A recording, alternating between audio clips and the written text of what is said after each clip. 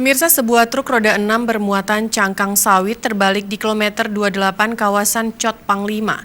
Truk tersebut berangkat dari salah satu pabrik kelapa sawit di Kecamatan Juli, Kabupaten Biren dengan tujuan Medan, Sumatera Utara.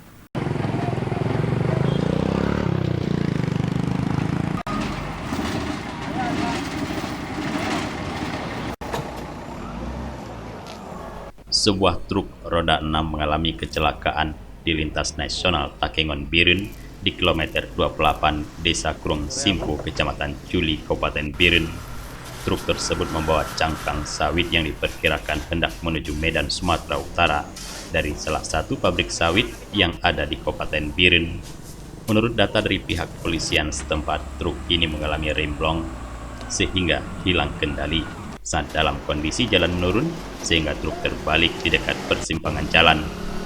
Kronologinya, pertama mobil ini dari kilometer 32 membawa cangkang ke Medan. Sesampainya di kilometer 28, mobil ini terbalik karena remnya blong. Dalam kecelakaan tunggal itu tidak ada korban jiwa, hanya saja sang supir harus dilarikan ke rumah sakit setempat untuk mendapatkan perawatan medis akibat mengalami luka ringan.